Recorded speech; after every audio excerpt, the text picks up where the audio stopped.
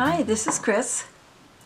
Today I'm working on page 7 in repainting my first watercolor travel journal from 40 years ago.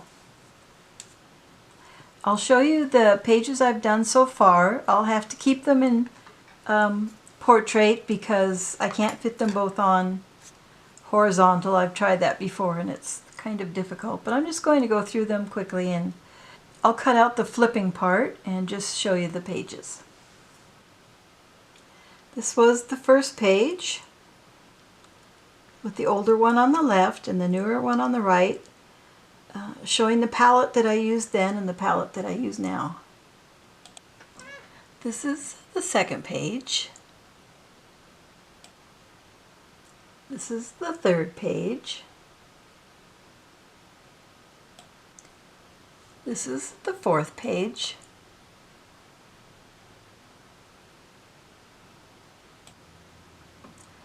This is the fifth page.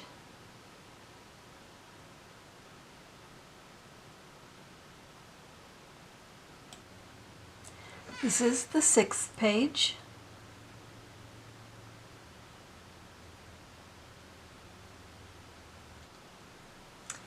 And this is the seventh page. So this is the one I'll be doing today. Obviously, I didn't paint these from life. I must have painted them from memory. As I said in previous videos, I was on a camping trip with my parents and we were traveling through California. And in the evening I would sit at the bench and my mom would sketch and I was painting with watercolors. I'm going to get some reference material. I've looked up what I think these plants are. I know this is a thistle. This looks like a California poppy, but the pistil and stamens look a little bit different. I'm pretty sure this is a brown-eyed or a black-eyed Susan. And I'm not sure what this is. I couldn't really find anything for that. So here's the reference I looked up. I have here a photograph of a thistle. I have here a painting of a thistle. When you're first starting out painting, especially botanical paintings, you can learn a lot from seeing how a really professional artist will render a plant. I mean, look at all the colors, the rich colors in here, and there's blue and red in the foliage. And then this is a California poppy. These two are internet images, and this one is from my garden. These two are brown-eyed Susans. There was one with a lot of petals like this, but I think I'd rather just paint 8 petals than 16 or whatever. And then for this plant, I searched all kinds of things like 2-petal blue or 2-petal violet. And the only thing I could find that was similar was this one. So this will be a stand-in because I don't think this grows in California. It says it grows in Europe and eastern United States. Camelina, considered a weed in some places, also called widow's tears.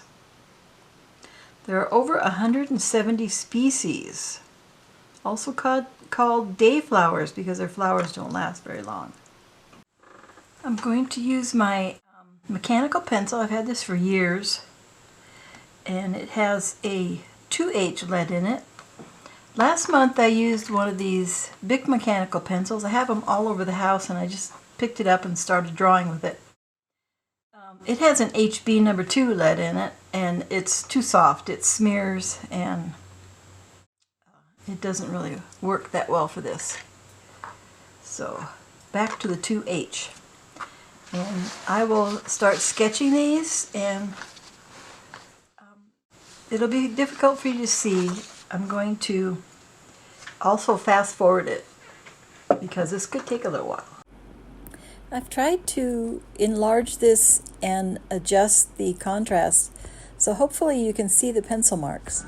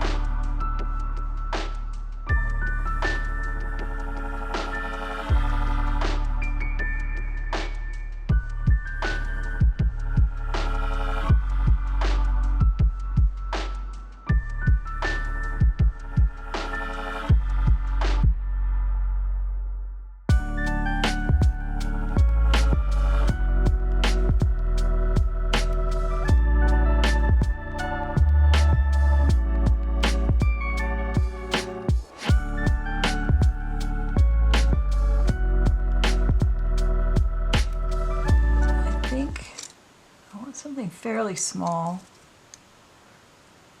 These are fairly inexpensive brushes. This is a Princeton Art Round number 2. And so for a little bit bigger wash, I'll take a Robert Simmons number 5. When I get down to this one is so small. This is a 3/0, a 000. It's kind of frayed. The brushes will wear out as they rub against excuse me, as they rub against the papers. This one might be good. Grumbacher Academy number 2.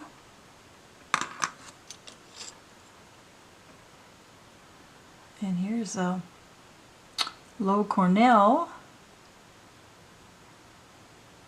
number 2. It's a liner brush.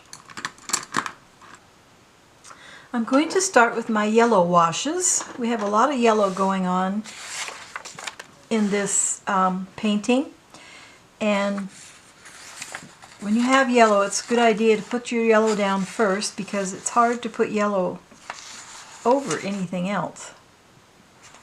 So I'm going to start left to right so I don't get my hand into my images.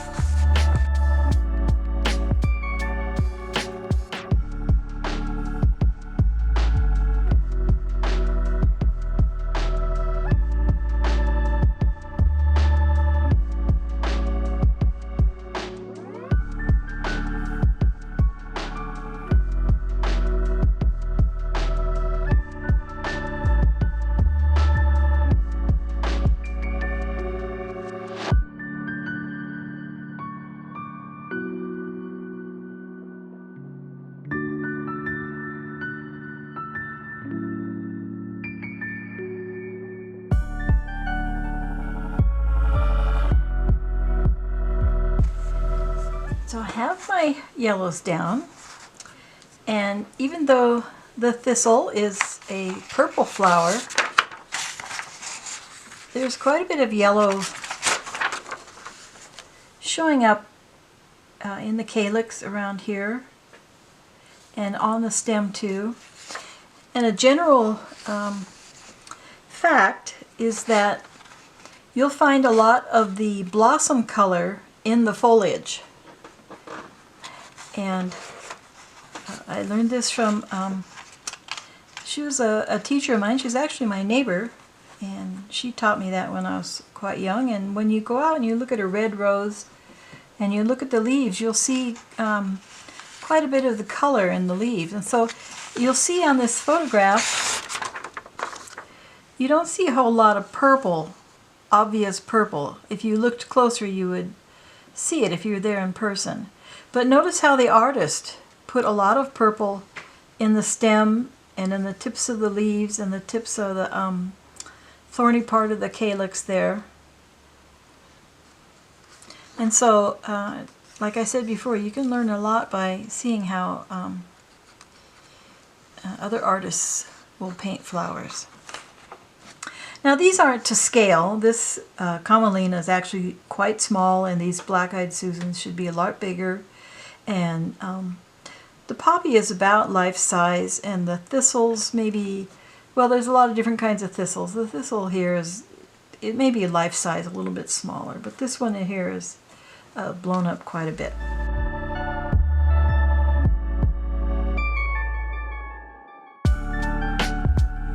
If you haven't seen my previous videos on this project, these colors are all Winsor Newton. And I can put up a graphic showing you exactly what they are. And then these are just some extra colors. This right here is called Opera. It's very pink. And Opera is by Holbein.